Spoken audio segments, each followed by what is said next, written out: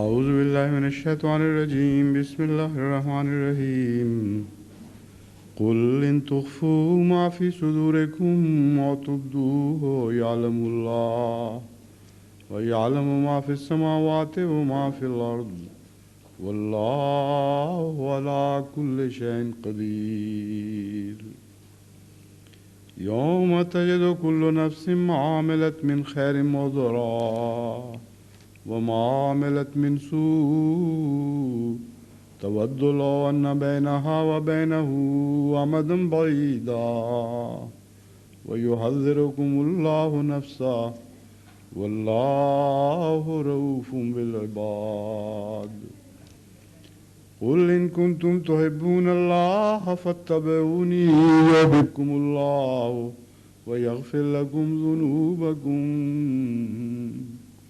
والله غفور رحيم قل أطيعوا الله والرسول فإن تولوا فإن الله لا يحب الكافرين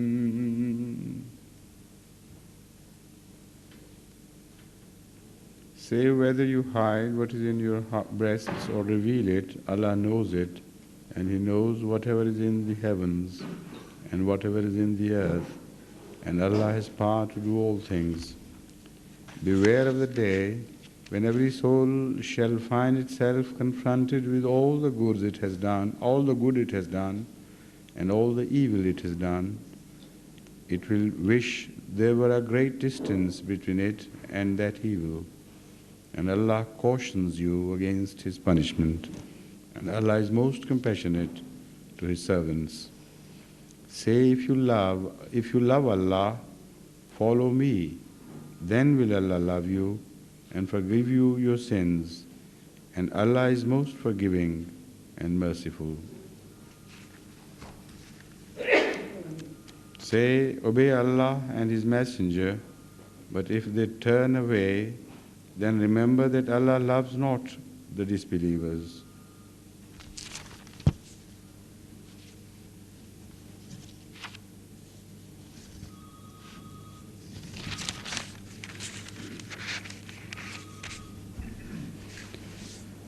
I think we have already finished the discussion on the first verse which I have recited, قُلْ إِن تُخْفُوا مَا فِي صُدُورِكُمْ أَوْ تُبْدُوهُ يَعْلَمْهُ اللَّهُ وَيَعْلَمُ مَا فِي السَّمَاوَاتِ وَمَا فِي الْأَرْضِ وَاللَّهُ عَلَى كُلِّ شَيْءٍ قَدِيرٌ. But let me find out from my notes if there is anything which has been left unsaid.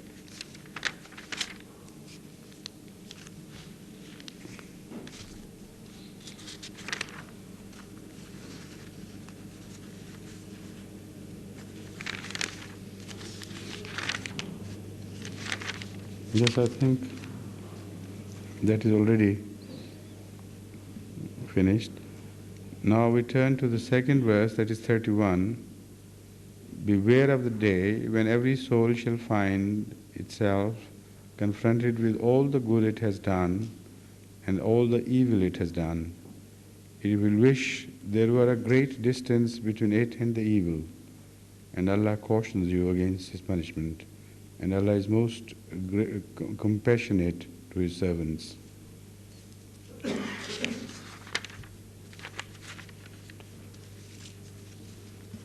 The word hadara means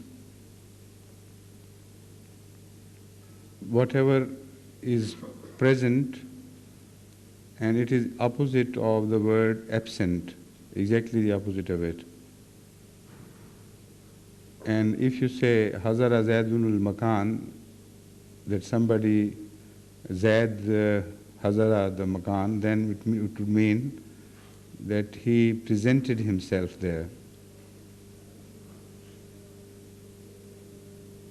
Similarly, the word is used with regards to the thoughts. If somebody thinks of something or something happens to comes to his mind as if without his personal effort. Sometimes things occur to somebody And in that case, the Arabs do use the word hadarahu, khatara bi balihi, that is to say, it just occurred to him. Ahzara shaya means he presented something, made something present. Or I should say, caused something to be present.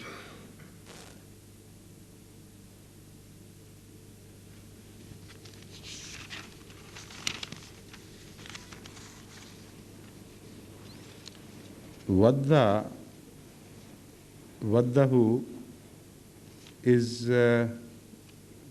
ahabbahu, that is, loved something. So exceeding desire, which is intense, is expressed by the word vadda.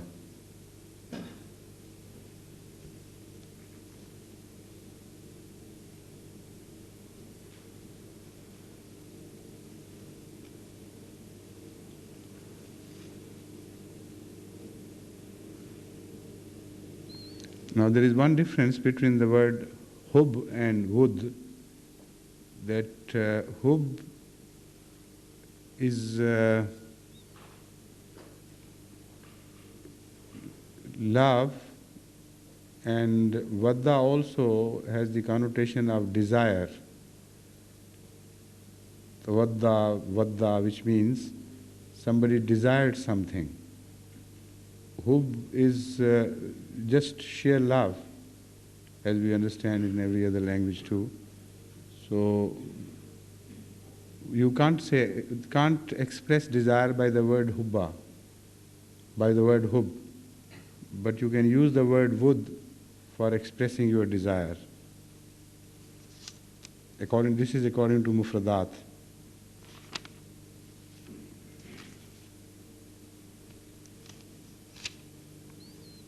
Al-amad means period and also distance.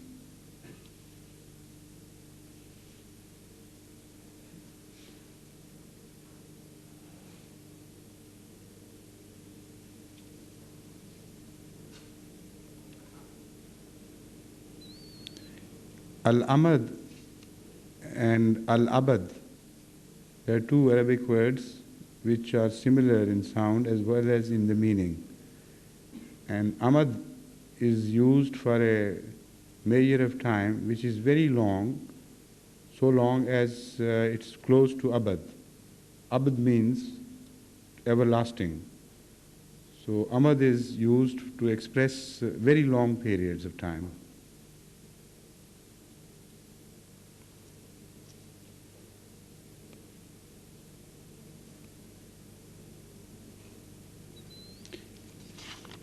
Again, according to Mufradat, there is a fine difference between the two words. Both are applied to express very, very long periods. Sometimes the word abad is also used for limited period, but very long. It does not always imply that it is eternal. But there is one difference between amad and abad, according to Imam Raghib.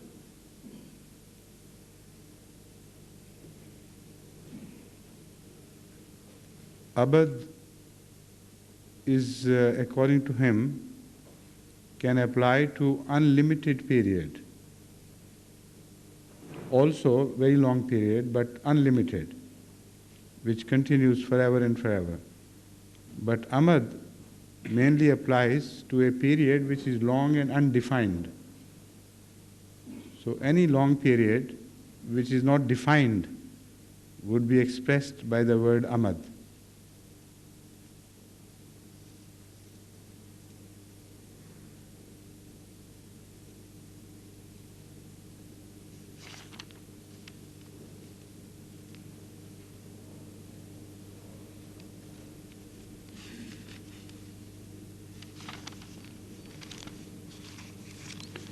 Then again the word Rauf, which was used in this verse,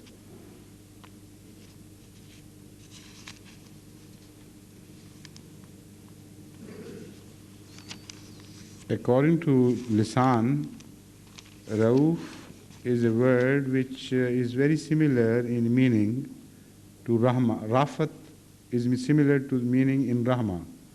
So Rauf would be similar in meaning to Rahim. But in the Holy Quran we read this about Hazrat Rasul Akram sallallahu alaihi wasallam, وَبِالْ مُؤْمِنِينَ رَؤُوفٌ Rahim. So is that a sheer repetition of the same word to intensify the meaning, or is there a distinction, some fine distinction between the two words? According to Lisan, there is a difference in the two words.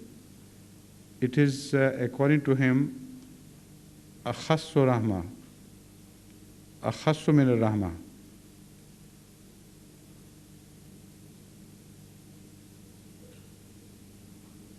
Now this, I can't follow what he wants to say.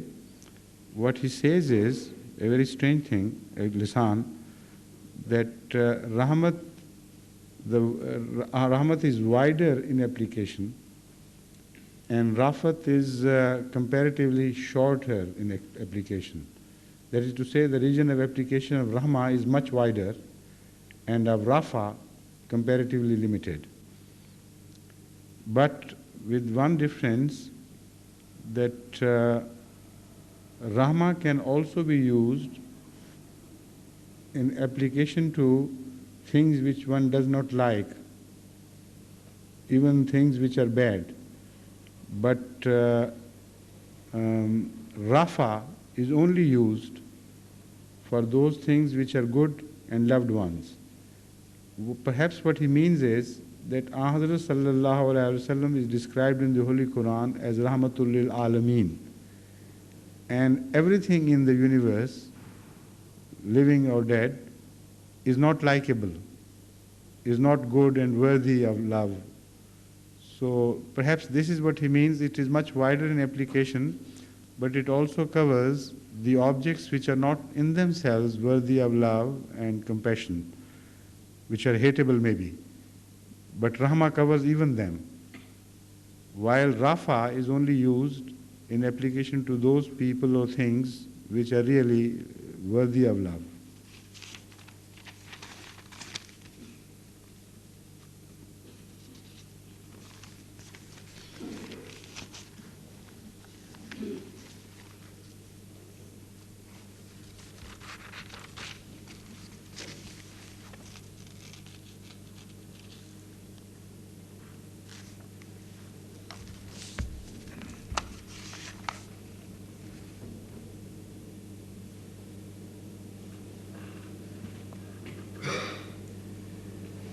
يوم تجد كل نفس ما عملت من خير محضرا وما عملت من سوء. This is a sweeping statement which apparently covers everything which is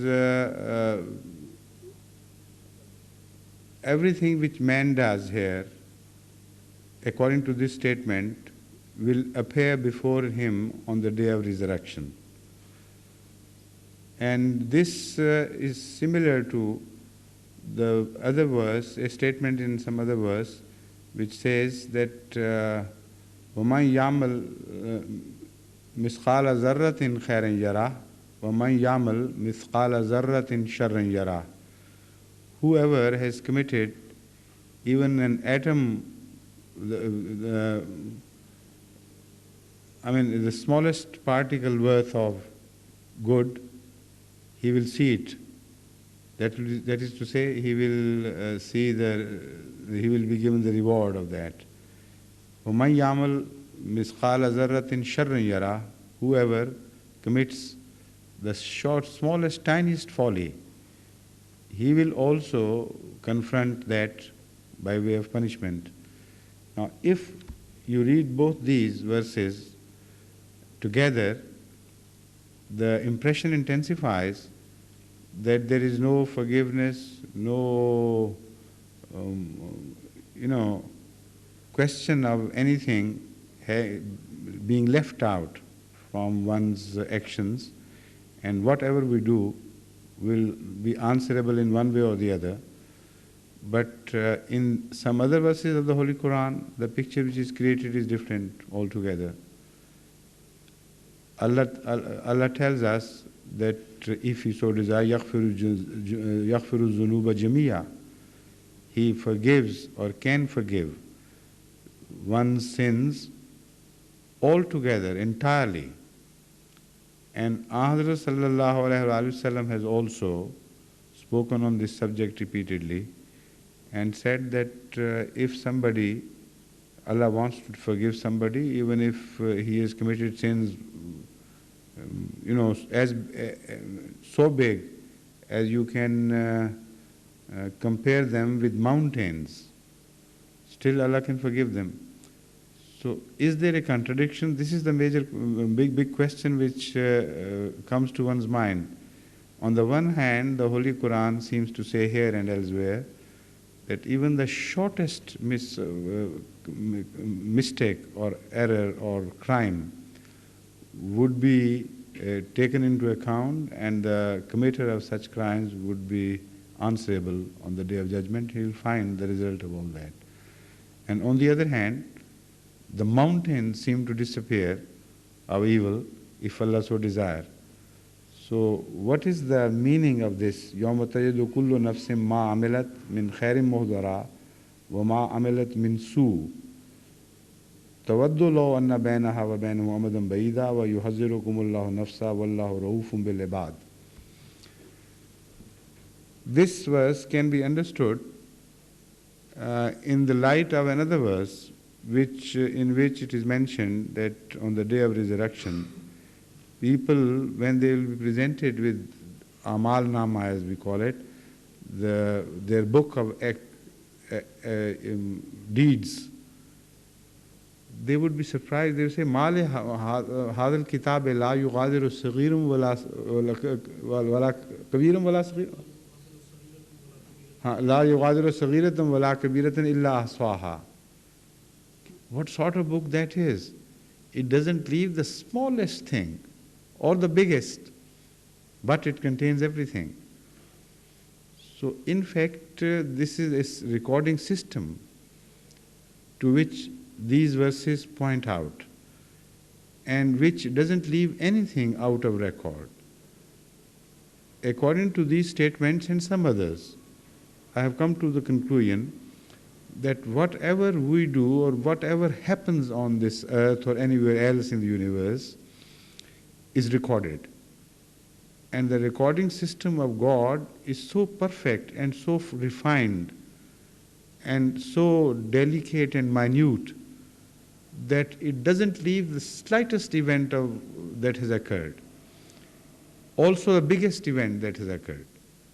So that book has no limitations on either side. The smallest can be recorded and the biggest can be recorded. Now, in the light of this, now you understand how the Big Bang, which occurred 20 billion years ago, and this was the most enormous thing which could happen. The whole universe came into being in one Big Bang. And that event was also recorded. And recorded to a degree that still we can hear it. A few years ago in the Palladium in London, one could go and hear the same sounds reproduced, amplified many times, of course, but the same sound, and still the temperature of that event is pervading the whole universe, and it is understood to be 4 Kelvin. The whole universe is, it still keeps the warm to the degree of 4 Kelvin, as I remember, or maybe it's plus minus something. But still they know the temperature is pervading the whole universe, and the sound wave pervades the whole universe. Similarly, the minutest thing which you can think of, which has once happened, will never disappear. And its signs will remain imprinted somewhere. So, in the light of these verses, we understand that what Allah wants to warn us against is this, that not only nothing hides from him, but whatever happens is kept in a record book which doesn't leave anything. So now you turn back to the verse preceding, then you understand the meaning. Kul in tukhfu ma fi sudurikum aw tubduhu ya'lamullah. If you hide what is in your hearts or reveal, still Allah knows it. Now, is the knowledge enough, knowledge of God? Maybe after billions of years when the reckoning takes place, maybe if it takes place after billions of years, we have completely forgotten and there has to be some record presented before us to remind us that this is what we did. Allah knows it, okay. But here what this verse stresses is that not only He knows, but He also keeps a perfect, everlasting record of all things. And if Allah so desires is implied in this verse, it doesn't mean that everybody would be shown that record. What it means is that potentially there lies the danger for every soul to be confronted with his record if Allah so desired. And if you understand it in this, if you agree with this explanation, then there would be no contradiction in the Holy Quran.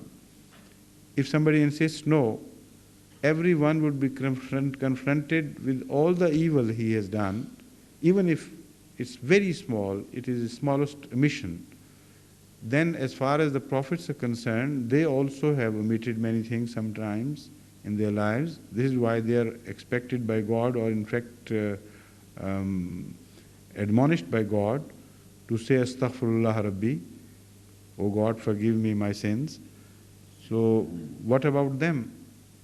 It not only covers sins but omissions as well, because the smallest thing, whatever one has committed, will be made present on the day of resurrection.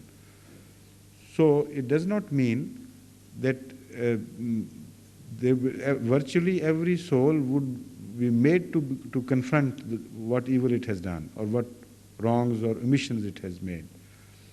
What it means only is this, that if Allah so desires, the record would be ready. The record would be available. If not so, then what is the meaning of Baghair Hisab? If Allah so desires, He can forgive people without any accounting. Without, also the Holy Quran says that there will be some criminals who will not even be asked, because their record would be so, bad, so evil, that there will be no need to question them. They would be sent to hell, committed to hell without questioning. And there would be those who would be sent to heaven without question. Hazrat Rasul Akram sallallahu alaihi wasallam once mentioned that Allah had told him that 70,000 of his ummah would go to heaven without question. So if that is so, then this verse has to be understood in the light of all these explanations, meaning that the record would be available, but everybody would not necessarily be confronted. Mozara here simply means it will be present for reference and not necessarily told to everyone else. Similarly, Rasul Akram sallallahu alaihi wasallam has spoken of some very evil people whom God would whisper in their ears, to whom God would whisper in their ears on the day of judgment, that did you do this and that? Did you do this and that? So that the less should not hear. The purpose would be to forgive such a person. And if he is forgiven after that disgrace of, exposure of his evil deeds before all the people of the world, past and future, all inclusive. If that is forgiveness, then the punishment has already been meted out. So Huzur Akram sallallahu alaihi wasallam has told us, of course after having heard from God, that there would be some sinful people whom Allah would have decided to forgive anyway. So He will find, as if finding some excuse, so He would ask them whether you did it or whether you did not do it, and what was the purpose of this and what was the purpose of that. But that will be kept hidden from the rest of the world. So in the light of that, the maximum license you can take with this verse would be that this book would be presented individually in secret, not necessarily before everybody. And after that, once one has seen whatever past whatever past life one had led, then Allah can forgive or can punish. That's up to Him.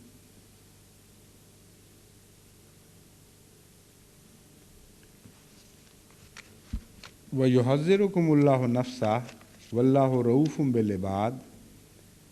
And God warns you or cautions you against His punishment.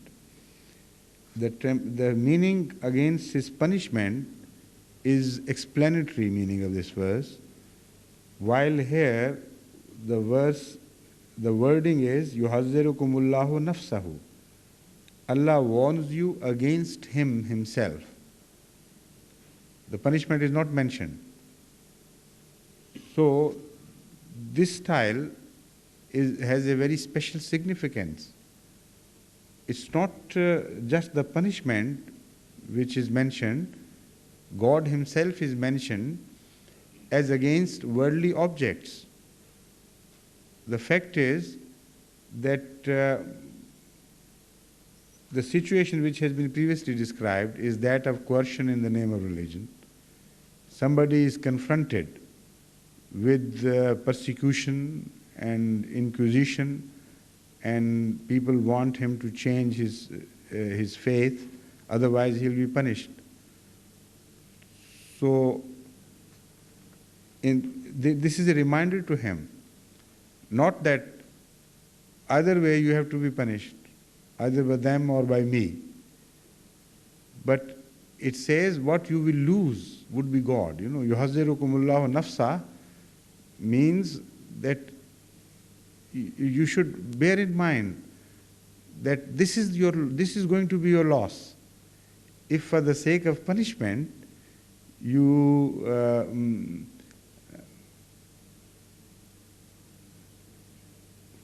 make a false statement against your belief, this is the situation which is described, and you say things, disparaging things against God, for instance, or against the holy ones, if you confront with this situation, it is not just the punishment which Allah reminds you against. Doesn't say that either this punishment or a bigger punishment. In such a state, the poor man would find himself very much, in a pitiable state, that whatever he does, he's going to be punished anyway. So it is not a very, very nice way of saying things. But the way the Holy Quran has said is much more beautiful. The punishment is implied maybe, but the emphasis is laid on the person of God. Yuhazzirukumullahu nafsa, God warns you against Himself. That is to say, God is going to be your loss.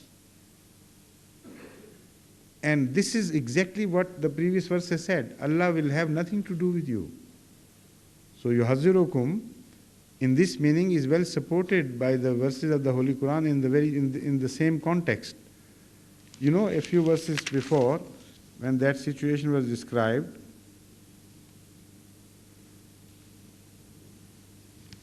ذَلِكَ فَلَيْسَ مِنَ اللَّهِ فِي شَيْءٍ. Such people will have nothing to do with God then. They will choose their allies or their mentors other than God, Once they are inclined towards them, then they will have nothing to do with Allah. Allah would be their loss. So that is why the word nafsa is repeatedly used, not the punishment of God.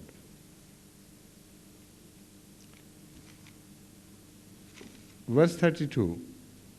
Say, if you love Allah, follow me, then will Allah love you and forgive you your sins, and Allah is most forgiving and merciful.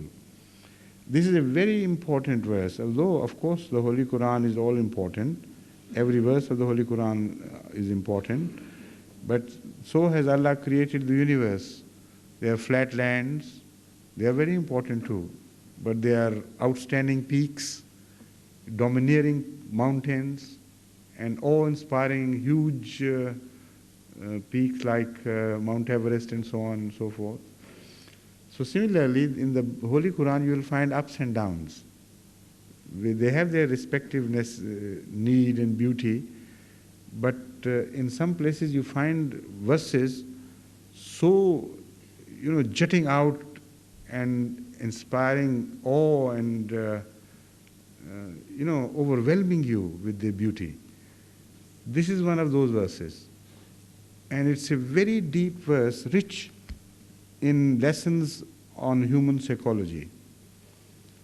قُلْ إِن كُنْتُمْ تُحِبُّونَ اللَّهَ فَاتَّبِعُونِي. Say, if you love Allah, then follow me. يُحْبِبْكُمُ اللَّهُ, then would Allah love you. وَيَغْفِرْ لَكُمْ ذُنُوبَكُمْ, and forgive you your sins. وَاللَّهُ غَفُورٌ رَحِيمٌ, and Allah is extremely forgiving and merciful.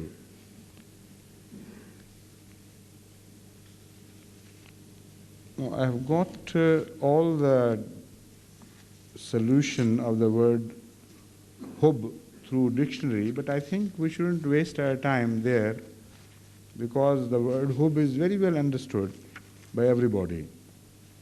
There are two words, which are so well understood by all human beings, love and hate, that this is perhaps the first lesson in emotions which a child learns, and this is the last which one can ever forget.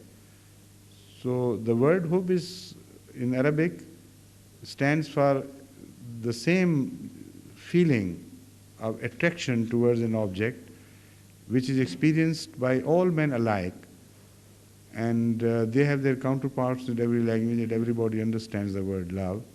So although there is a very long discussion on the various usages of the word hub in various Arabic dictionaries, for the time being I am proceeding directly with the commentary of the Holy Quran without referring to these references found in various Arabic dictionaries. But I may turn to them later if the occasion so demands. Every religion teaches love of God. That is to say, every such religion in which you find the concept of God. And everyone who belongs to a religion either positively claims or believes that he loves God. So the love of God is the very essence of religion. But if you claim you love God, how can you yourself find out that you do not? How can one anywhere in the world find out that he does not love but he thinks he loves? So when you consider this possibility of people being duped in their beliefs about themselves, then a large expanse of various possibilities opens up before you. In ordinary life, we claim we love someone, and then we find ourselves abandoning such people at times of crisis. And it so happens that for every love, there is a threshold of tolerance. The greater the pressure and trial against that love would be, the higher there would be a time when that threshold will be crossed over and the loved one would be abandoned. This is the most important thing about love, which the Holy Quran has pointed out, and to my knowledge, no other religion has. For instance, in the surahs, in the end chapter of the Holy Quran, it is said that on the day of, that day could be some day here and some day in the hereafter, sometime in the hereafter. But a period of punishment is described where the mothers would abandon their children and sisters would abandon their brothers and so on and so forth. The dearly loved ones will be no longer the preferred ones.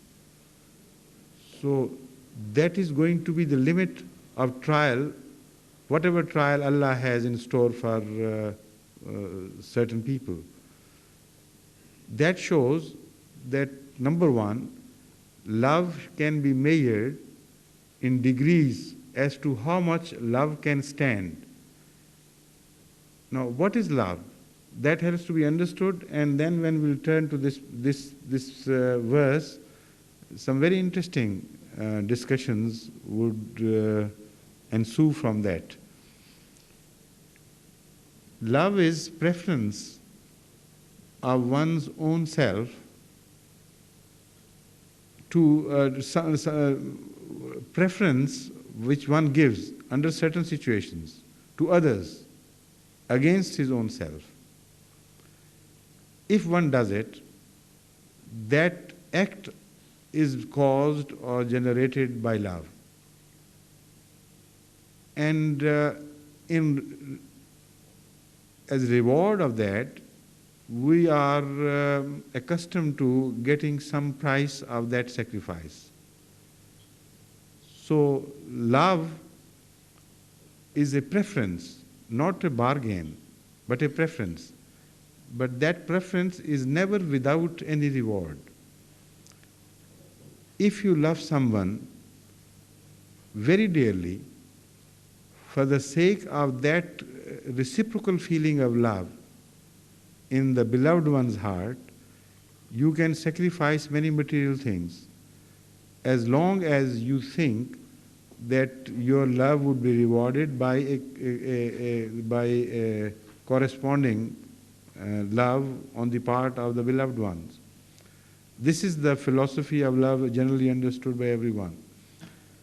But there are times. But what is the ultimate purpose of this love? Self-satisfaction. So the love is always centered around one's own self. It is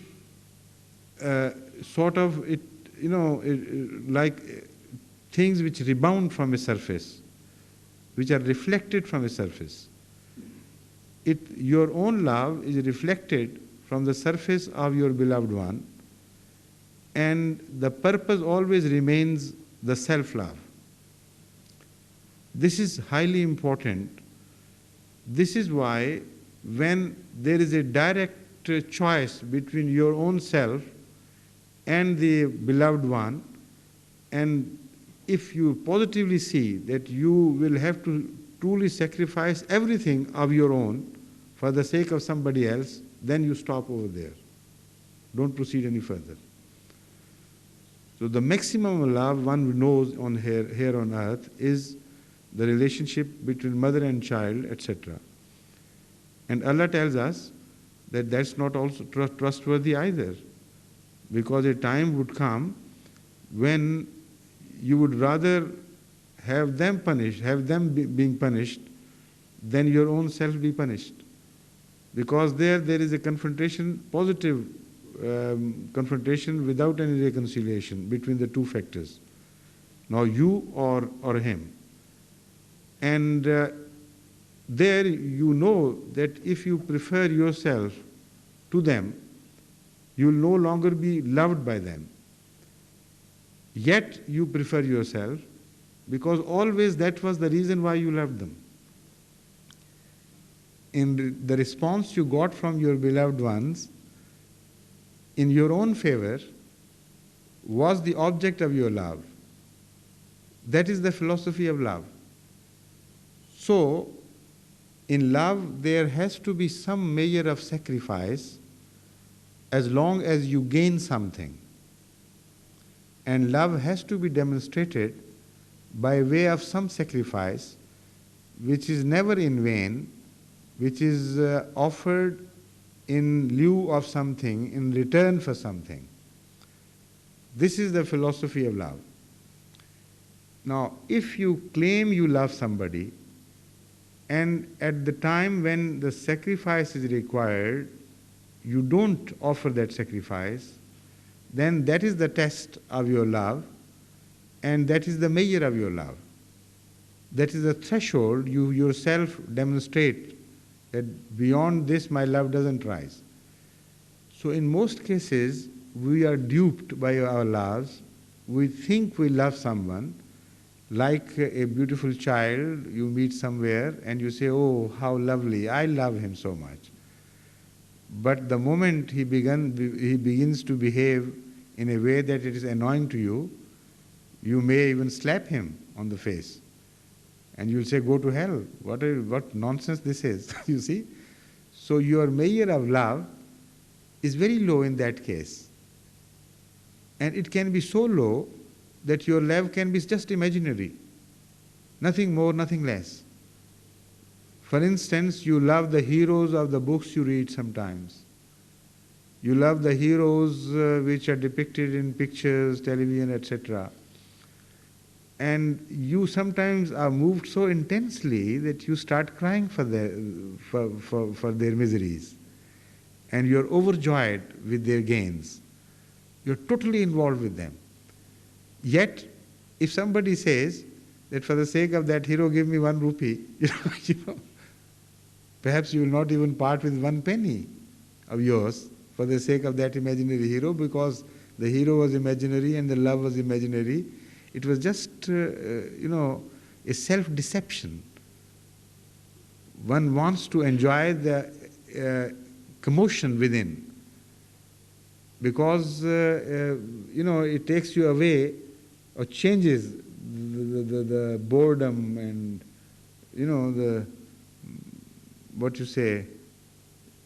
continuous boredom. What's another word for this? Very, very good word, anyway. Monotony, yes. You want to break the monotony of life, and for that you imaginarily love someone, and in imagination love someone, and in imagination hate someone, and that is all there is to it. So when you claim you love God, how do you know that you do love Him?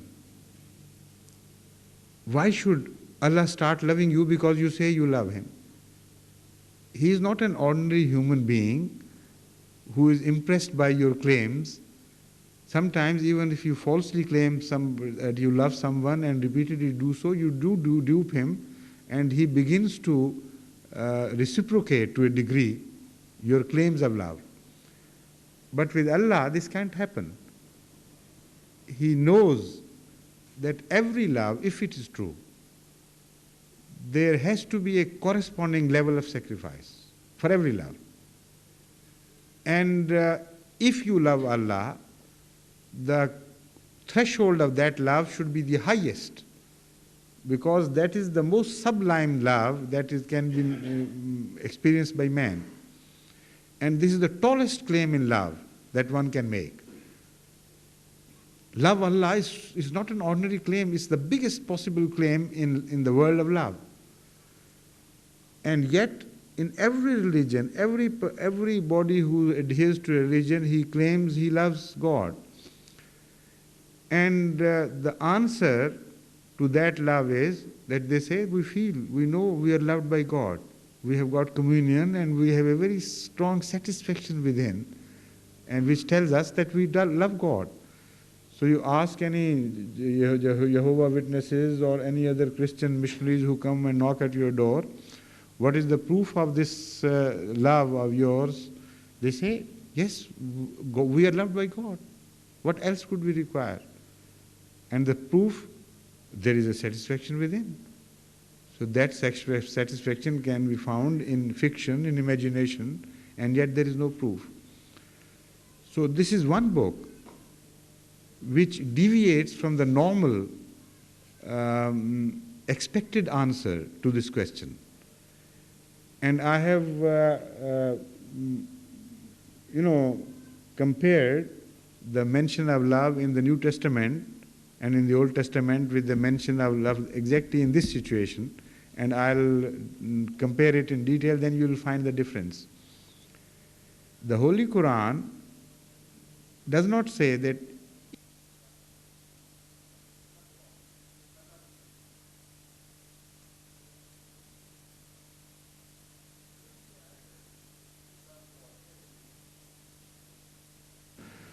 but we'll turn to them later. Here Allah does not say that if you love God, love the Holy Prophet Muhammad, peace be upon him. That's not what it said. It says if you love God, follow him. Now this is something very strange, because in answer to this question, if you love somebody, the normal expected answer is he would love you. But this answer is given later. In between is sandwiched this condition that in kuntum tuhibbuna Allah fattabi'uni yuhibbukumullah. God would love you, of course, but on the condition that as a proof of truth of your love, you follow the Holy Prophet. Now we begin to understand why. Because the highest threshold that was ever raised in love for God was raised by the Holy Prophet of Islam, peace be upon him. The truth of his love is evident throughout his life. So the claim will not be accepted by God unless it is proved beyond doubt. And the surest touchstone for anybody's love for God is declared in this verse to be the life of the Holy Prophet. This verse doesn't say, then follow the instruction of the Holy Prophet. Even that is not the perfect criterion, because that instruction could be understood variously and differently by different people and interpreted differently and acted upon to varying degrees. But here, uswa of the Holy Prophet is mentioned, that you follow him, follow his example, and follow him in every footstep in every footstep, wherever he leads you, you should be led by him. If you do that, then God would love you. Now the question arises that many questions arise, but one of them is, the Holy Prophet is a perfect lover. This is what it means from this appears from this verse.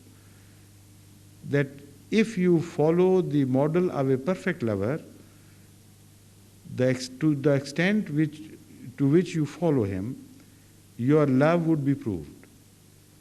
And to that extent, you will be loved, reciprocally loved by God. This is the message of this verse. But there is one thing which still bothers one.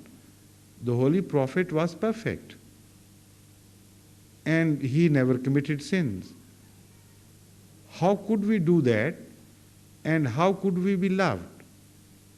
And similarly, immediately another question arises, that according to Christian theology, according to the Christian philosophy, anybody who has committed a sin cannot be loved by God unless his sin is washed. So even if you follow the Holy Prophet, you cannot follow him to a degree that you become innocent like he was. even if afterwards you do not commit sins, which is not possible anyway, for everybody, for anybody. But what about your past sins? What will happen to them? How would God love you with all those sins you have committed already before you started following the Holy Prophet's examples? The answer is given here in this verse. يُحْبِبْكُمُ اللَّهُ وَيَغْفِرْ لَكُمْ ذُنُوبَكُمْ. Allah would love you and will forgive you your sins. Now this is something which is very special and which you do not find in the New Testament. The philosophy is reverted completely, reversed. Allah does not wait to love those, Allah does not wait until people have become innocent before He begins to love them. It is the love of God which is responsible for forgiveness of sins. Love precedes and the forgiveness of sins follows. Without love you cannot forgive. And if with sins you cannot be loved, then there is no solution, no redemption whatsoever, whatever you may do. The Holy Quran has pointed out to this very important human psychology, a very important feature of human psychology. If you apply yourself, if you conceive yourself to be in that situation, for instance, somebody else has committed wrongs against you,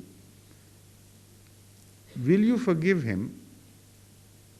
If somebody rises who is beloved one of yours and says, because he does this to me, he is good to me, so you forgive him. And will that be the only means open to you of forgiveness? Why should you forgive anybody else for the sake of somebody else? Only you can do that if you love that somebody.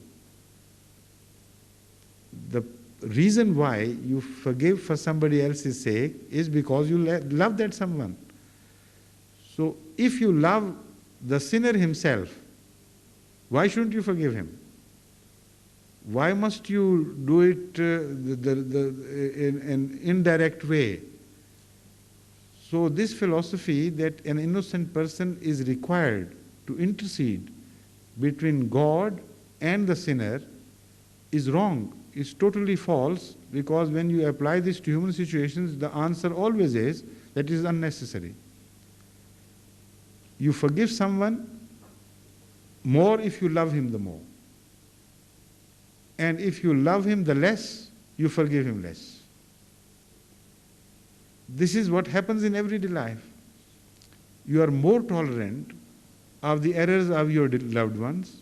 You are more tolerant of the mistakes of your children and the beloveds, etc. Sometimes so much that a mother cannot see any fault in her children. This is why they are given a free license to do anything they please. I have seen such mothers who walk into your house with their children, and their children play havoc with the order of your house. They throw things right and left, make noises, spill water and even make water anywhere they please. And the mothers will not be, disturbed. If not, they won't turn a single hair. And they sit complacently as if nothing has happened. And when any other child goes to their house and disturbs the peace of the house much, much less than their own children do to the others, they immediately take notice. And after they have left, these guests have left, they start talking what sort of upbringing they have done. Why? Because it is love which is responsible for forgiveness of sins. You don't wait until somebody has become innocent so that you love him afterwards. Love always precedes the forgiveness. So if Allah loves you, then He will forgive you. But why should He love you unless you love Him? And if you love Him, your love should be meaningful. And for that meaningfulness, you have to demonstrate it, that you're honest in your love, with sacrifices, with purposeful actions which prove your love. So the best possible criterion, the most perfect criterion, which has been mentioned in the Holy Quran as a touchstone for one's love, is the conduct of the Holy Prophet of Islam. Because no better lover, no more perfect lover could be conceived. So we are given a scientific demonstration in which we can never falter, which we can never make mistakes. If we love Allah, Allah would judge us according to our following, how far and how much and how truly and meaningfully we follow the Holy Prophet of Islam. If we follow his examples, then thereby we'll prove that we love Allah that much. And if we can't follow him beyond, then we'll prove that we can't go beyond that. That is our limit. So what is left out? What would happen to that? Allah immediately assures us, يَغْفِرْ لَكُمْ ذُنُوبَكُمْ. After you have gained Allah's love, by demonstrating the truth and sincerity of your love, then you should rest assured that Allah is forgiving, and more He loves people, more He becomes forgiving to them. So this is what this verse has told us. Now, a world of instruction is contained in this short verse. As Hazrat Aisha Siddiqa Radhiyallahu Ta'ala Anha told us, the Seerat, how would you translate Seerat as? The lifestyle? The lifestyle of the Holy Prophet was the Holy Quran. So the Holy Quran is mentioned in nutshell here by inviting our attention to the importance of the model of Hazrat Muhammad Mustafa Sallallahu Alaihi Wasallam. And when you conceive him in your imagination what he is the living example of the Holy Quran. So in that regard, the entire Holy Quran becomes the touchstone, but as understood through the mirror of the Holy Prophet of Islam, and as understood through the practice of the Holy Prophet of Islam. This is what is mentioned here.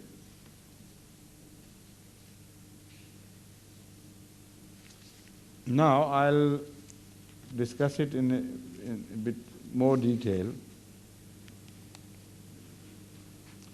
This verse also is a wonderful compliment to the Holy Prophet of Islam in another way.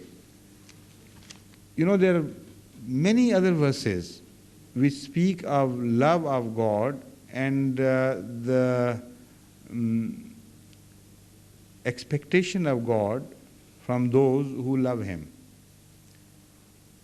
In so many ways, at various places, and Allah says Allah loves those who do this, and Allah loves those who do that, and Allah does not love those who do this and do that. So all that which is mentioned in detail applies to the Holy Prophet of Islam in the first instance, or this verse has no right to be here. So there the uswa and the conduct of the Holy Prophet of Islam is described, spread over all these verses which speak of love of God and the corresponding love from Allah to such people. So wherever that mention is made, the first object of that mention would be Hazrat Rasul Kareem Sallallahu Alaihi Wasallam as seen through the peephole of this verse which we are discussing.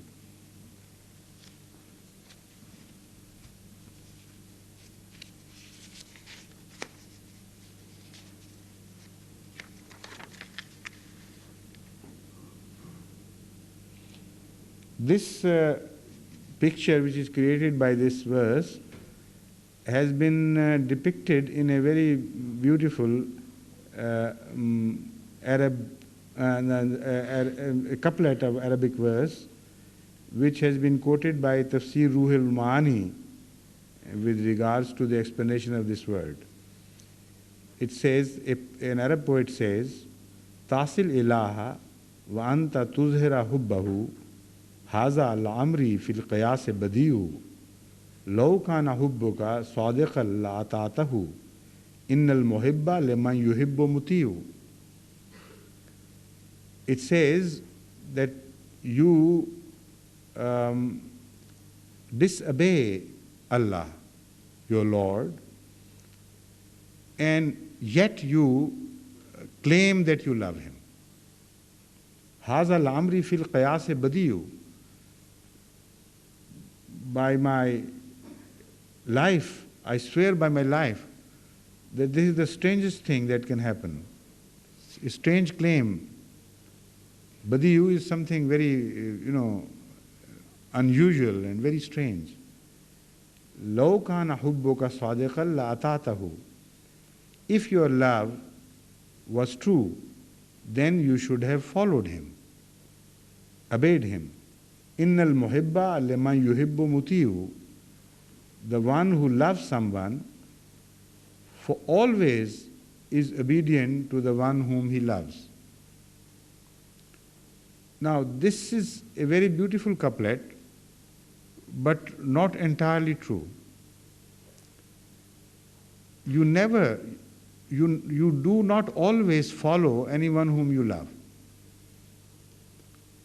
because sometimes the object of your love is beyond your reach. You can't follow him. Sometimes the object of your love belongs to a completely different kind of species, and you love such object and you can't follow him. Here in England, there are people who even love dogs and madly love them. So madly that sometimes they bequeath all the property to the beloved dogs rather than to their near relatives, even if they are poor. So that is a so sure sign of their love. Yet they can't follow a dog.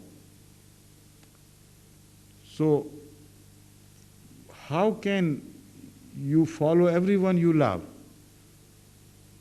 Only you can follow anyone to a degree, in a very special manner, to an extent. Otherwise, you offer sacrifices. So, or instructions. That is all what ata means here. So, as far as the love of God is concerned, you can't follow God in practice, because you can never see God doing anything. He can never be a model for you.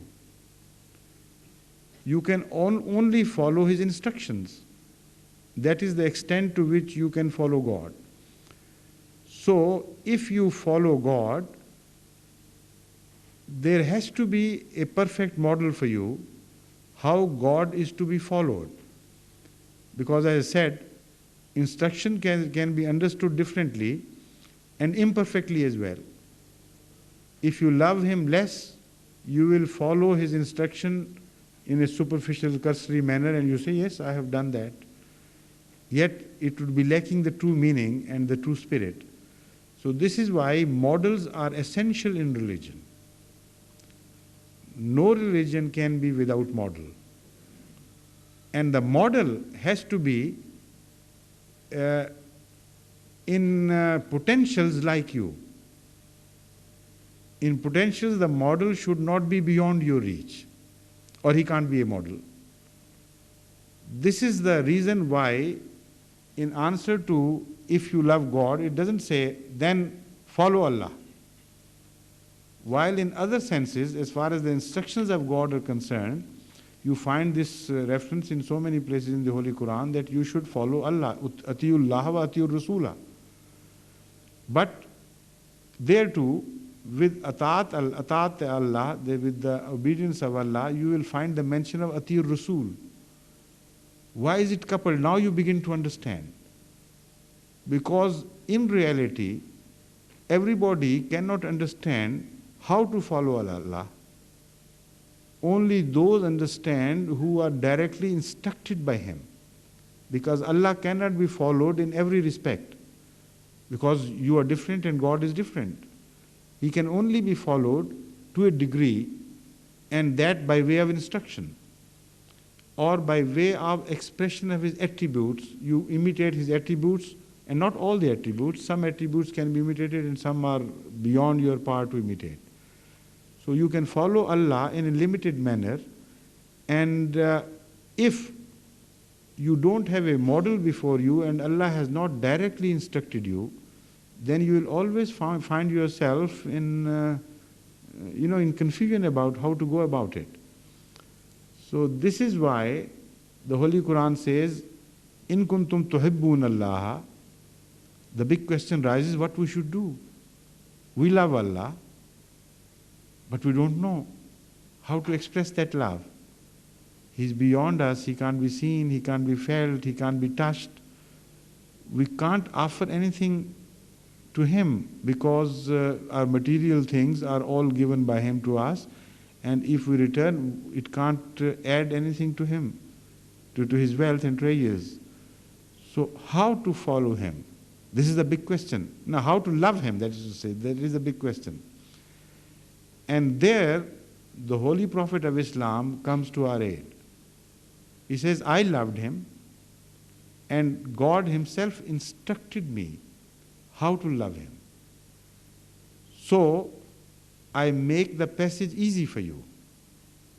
You follow me, then you will follow all those who have ever loved Allah in the manner which is liked by Allah Himself, in the manner which pleases Allah so much. So the answer is, yuhibbukumullah, then Allah will love you. Now there is another connotation of this verse which is also very intriguing and very interesting. Sometimes you love somebody truly and honestly, you are ready to sacrifice anything for him, but you express your love in a manner that you become more and more loathsome to the person whom you love.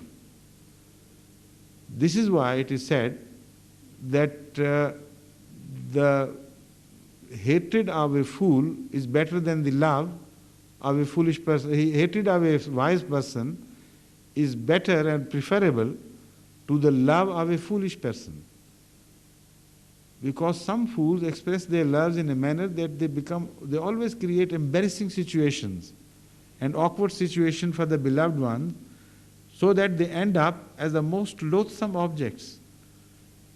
So again, lack of practice, lack of knowledge, ignorance as to how one should express one's love in a manner that one should become closer and closer to the object of one's love, that is also a very intricate and delicate affair. So there, again, a model is required.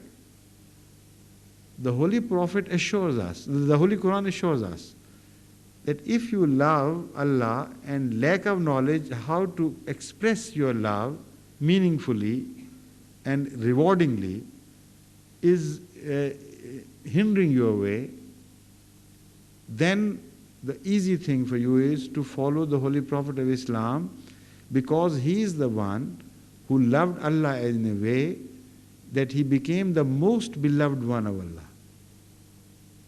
No other person was loved more by Allah. So the best thing for you and the safest thing for you is to start following the Holy Prophet of Islam, and then everything you do in his imitation would gain you Allah's love.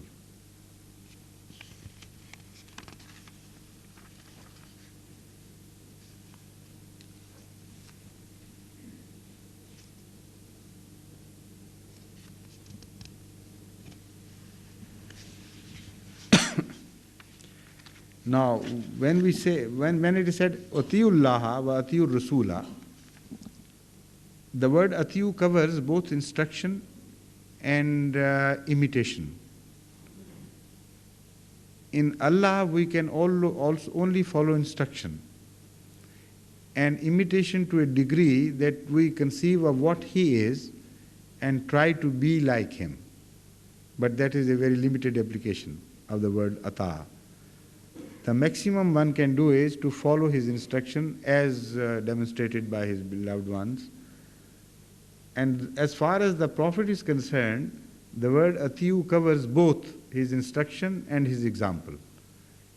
And there is nothing which he has ever done which to a degree we cannot do.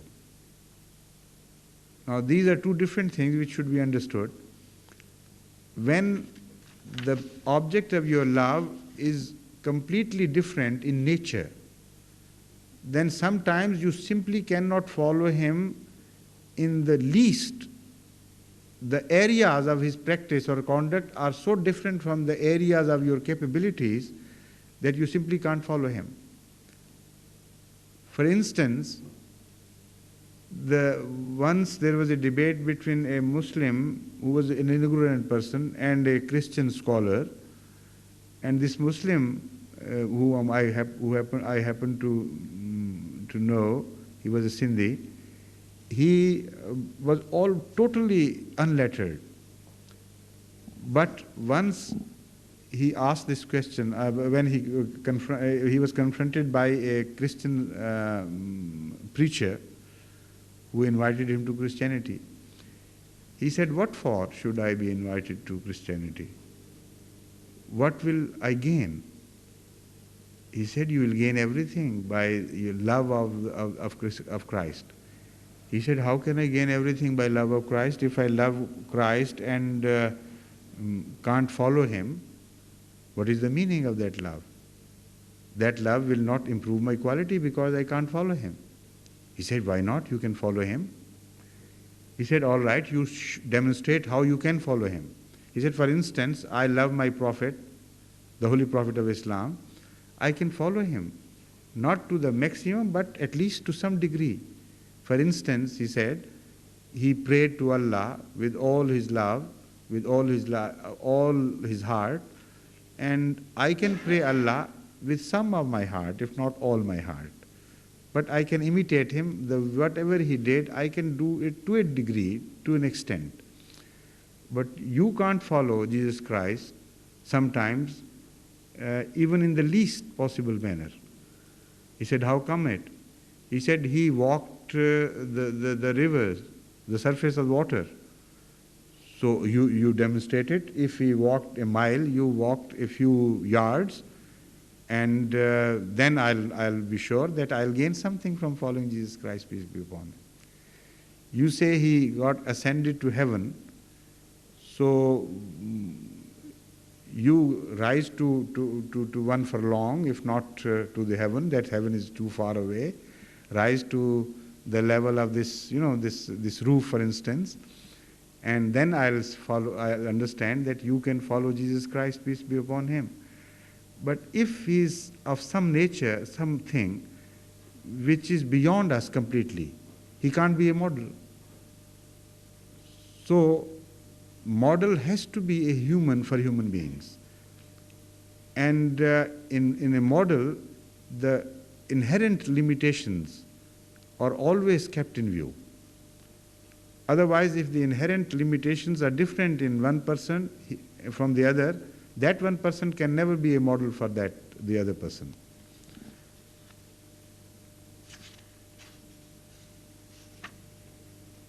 Hazrat Rasul Kareem sallallahu alaihi wasallam became model in everything for us. Now, this is a very vast subject, and it's impossible for me to discuss everything. Then I'll start reading the whole Quran and demonstrating how he became the model and the traditions in the Hadith. So it's an unending subject. But I can't leave it all together because it's a very interesting subject too. So I have taken a few illustrations here and there to impress upon you the importance of this verse and to how you can enter the world of realities from the world of myths and imaginations in your love of God. It has become a science in the view of this verse.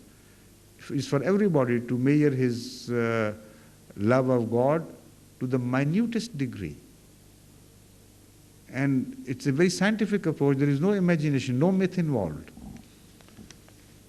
And Ahmad sallallahu alaihi wasallam has also explained it through his instructions in many places.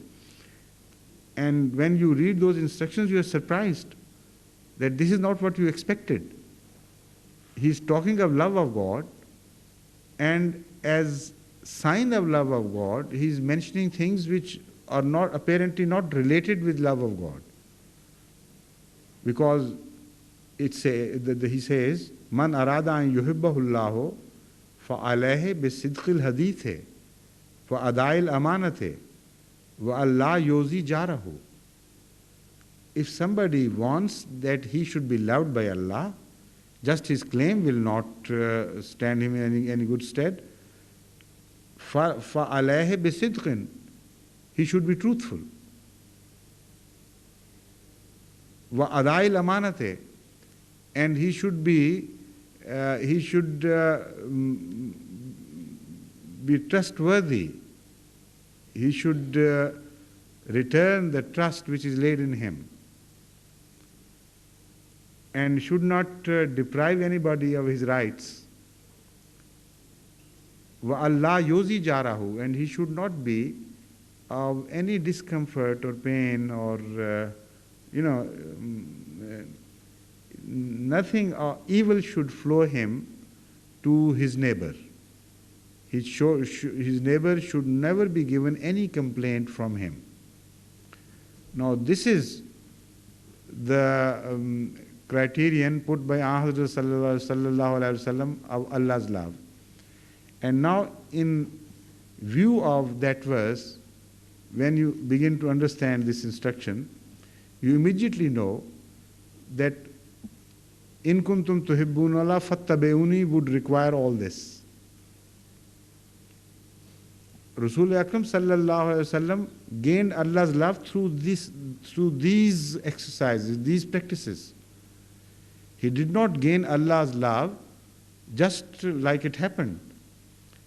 All his life was an intense life of labor in the path of Allah and of his beautification, personal beautification. Now, the answer here, which becomes apparent, is that if you love a beautiful object, you have to be beautiful yourself. In what way can you be beautiful? How can you be beautiful so that he begins to love you? These are illustrations, some illustrations how you can be beautiful in the sight of Allah. Immediately, the moment you claim, you enter a huge life of perseverance and persuasion of some noble objects, which cover the entire area of human interest. So here, three demonstrations which are given to us by the Holy Prophet of Islam are sidqul hadith. Truthfulness is the most important thing in one to make him worthy of Allah's love. And the Holy Prophet's career, the Holy Prophet's lifestyle was built around this central beauty, that is truth. This is why he was called Siddiq even before he was a prophet. And Sidq is the most, unfortunately, the most essential thing which is most often forgotten by those who claim love of Allah. And you'll be surprised how much falsehood is indulged in the world of religious people. They all claim they love Allah and they tell lies in the name of Allah. And they deceive others and they don't bother about this. And they indulge sometimes in filthy falsehoods and false allegations, and they don't care. And still they claim that they love Allah and they are beloved of Allah.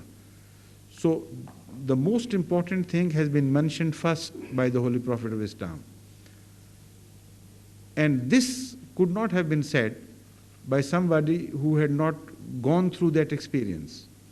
The Holy Prophet knew that the best expression of his love to God was his becoming truthful. And the most essential part of a lover of God should be truth. In essence, this is the Holy Quran.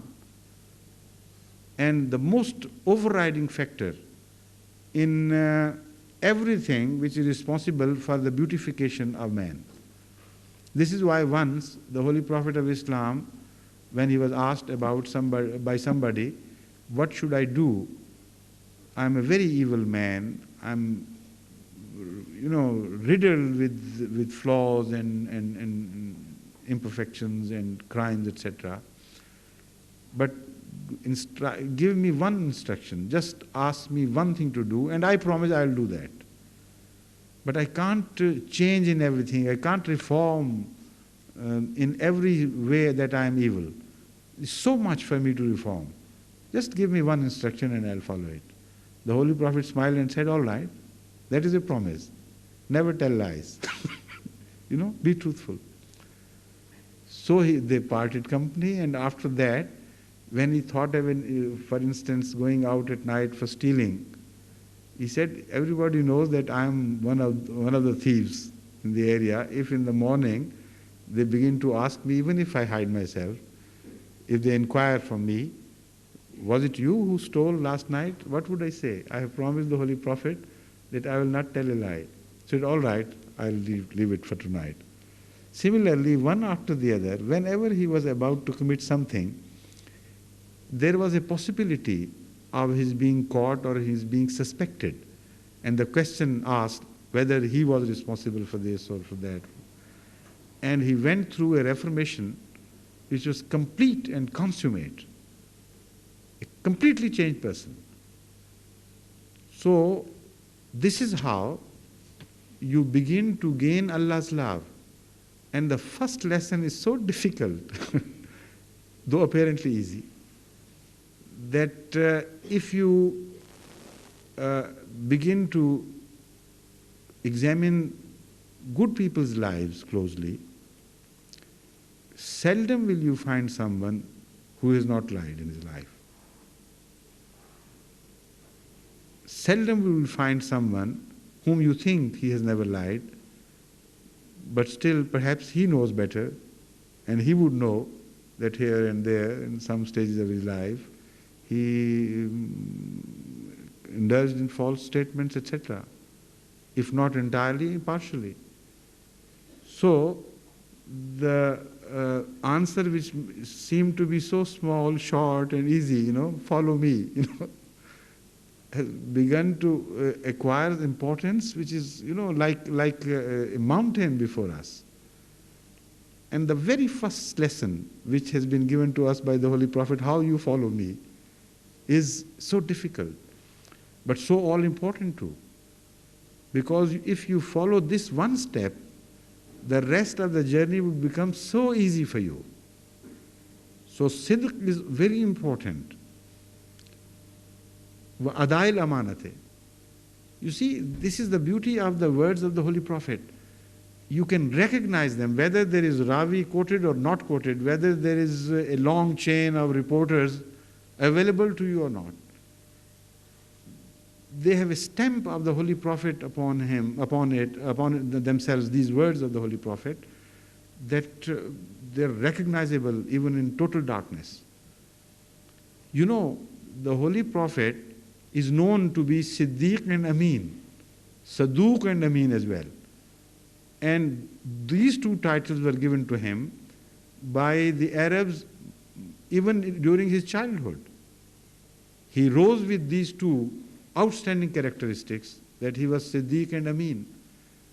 So when he instructs, he just doesn't instruct you casually, whatever comes to his mind he says. Not the Holy Prophet of Islam. He understands the Holy Quran so perfectly, so deeply, and so totally, that all that he says has a direct bearing with some and direct roots in some of the of Allah's words found in the Holy Quran. This is why it is said, "Ma yantiqu anil hawa in huwa illa wahyu yuha." He doesn't speak from himself at all. Whatever he says is from God Almighty. So he knew his responsibility after Allah had disclosed this fact to everybody, that look here, we tell you who the lover is, who the true lover is. Maybe he's too humble to say it himself, but we are ordering him to tell the rest of the world. So the onus of instruction then immediately is shifted to the shoulder of the Holy Prophet of Islam. And how does he start? He starts with this. Sidqil hadise wa adail amanate wa Allah's yuzi jarahu. That he should never hurt his neighbor. These were the three outstanding characteristics of the Holy Prophet of Islam, even before the prophethood. Now, this is very important for us to understand. These are very high quality characteristics, but also so essential that instruction from heaven is not necessary. To be a recipient of instruction, you have to have these prerequisites. So they are important as well as elementary. They were elementary as far as the Holy Prophet is concerned, because before Allah had ever instructed him to be this and this and that, he had already been this. And because he was already that, so he attracted Allah's attention. Because there was a spot of beauty visible in him which attracted Allah's attention, and he chose him for further beautification, and the remaining instruction from the Holy Quran followed it in detail later on. So he pursued a course where he beautified himself further and further and further. So he did not only set a very high model for us, but also the most elementary model for us. He couldn't have avoided it. One can say, all right, why should he said be true, which is so difficult in every respect? He could have said something else. But then he should not have discharged his duty by you, because without truth, no journey in the direction of Allah can ever take place. That will always be the first step, and you can't avoid it. You can't bypass it. The moment you bypass it, the rest of your journey would be meaningful, and you will not start moving at all. You will feel perhaps you are moving, but you will not be moving. So sidq is all important. Remember this.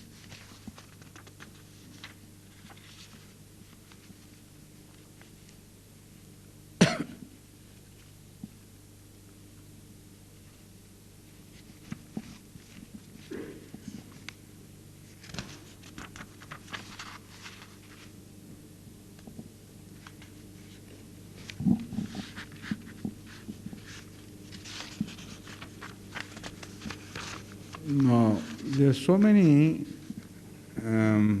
books on the commentary of the Holy Quran which have taken up this verse differently, but not very specially. I mean, not in a manner that I should start quoting from them. So I'm going through the collection of these excerpts, so that if anything is worthy of mention, I'll share that with you.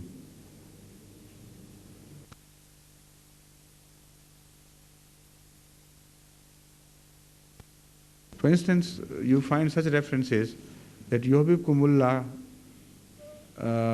is followed by yaghfir lakum zunubakum, which means that Allah loves you stands for a promise that He will reward you, and yaghfir lakum zunubakum stands that He will not punish you. Now this is as simple as that. Everybody knows that if somebody is loved, He will reward and also not punish him. But except for the good service that they have collected the relevant traditions for us, there is not much that you find in the classical commentary books.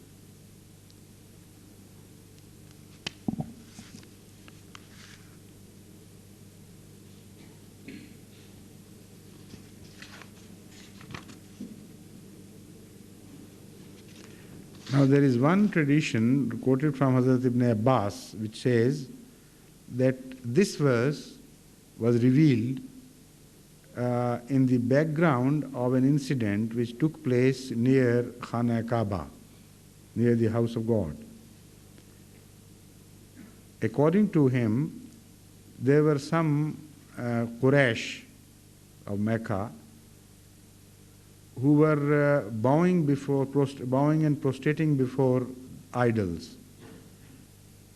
Then the Holy Quran, the Holy Prophet of Islam, peace be upon him, addressed them and said that why do you violate the practices of your great-grandfather Abraham and Ismail, and why you deviate from his practices, thereby pointing out that they never indulged in idol worship, and in the house of Allah which was built by them, your great-grandfathers, whom you respect, of course, you are violating their practices.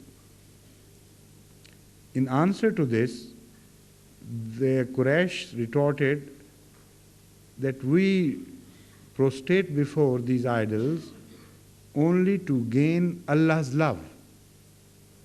So the object remains the same. You see, the purpose is to gain God's love, and this is why we are prostrating before these idols.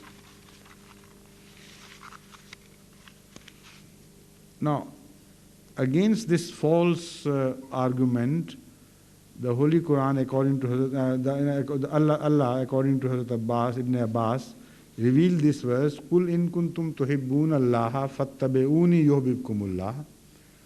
That if you follow me, only then Allah would love you, not by prostrating before these idols.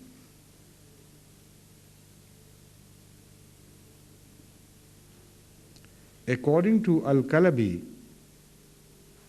again Ibn Abbas reported that this verse did not get revealed in view of that incident, but another incident, which referred to the Jews' claim, "Nahnu abna'ullahi wa ahibbahu," that we are Allah's sons and His beloved ones. That is, children of God, as mentioned in the Old Testament. Perhaps that is what is referred to. "Nahnu abna'ullahi wa ahibbahu." On this, Hazrat Rasul Akram sallallahu alaihi wasallam was told by God, "Qul in kuntum tuhibbuna Allaha fattabi'uni yuhibbukumullah."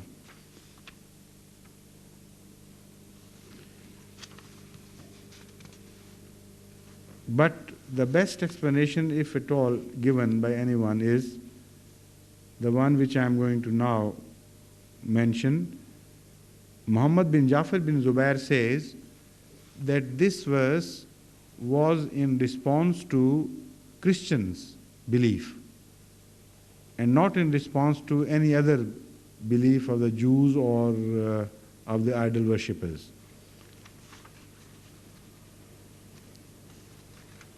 They said, we revere Jesus Christ and love Him and show Him respect for the sake of God, to gain Allah's favors and Allah's love.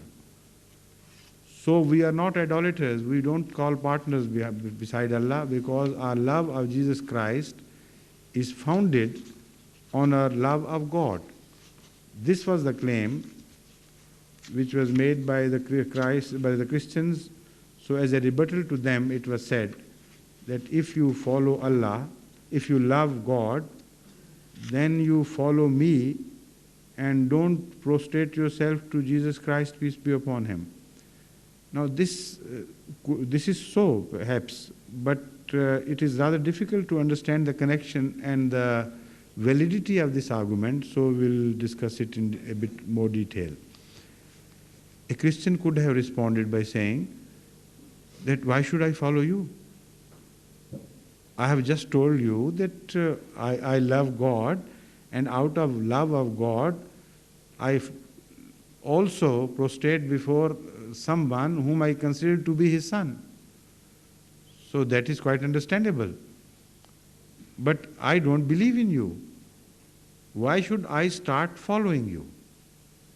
So that could be a question raised which is very difficult for a Muslim to answer. I mean, what sort of argument that is? So we'll turn to that in a while.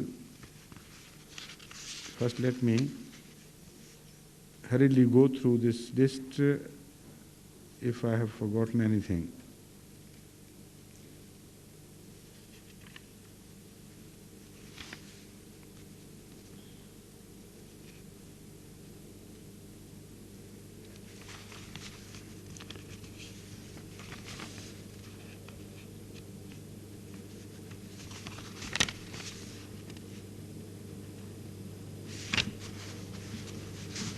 Now let's turn first to the Bible, then I'll return to this question again. My God, it's already 8:45.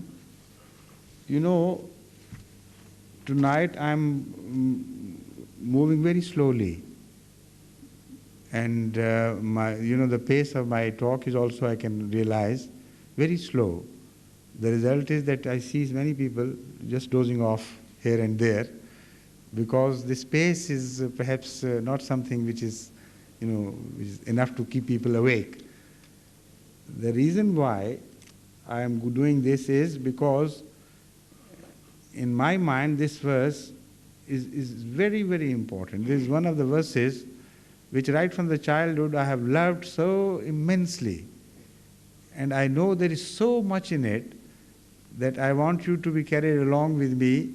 I turn the leaf of the stories hidden in this verse, one after the other, and I want you to be carried along. But it can't be done hurriedly.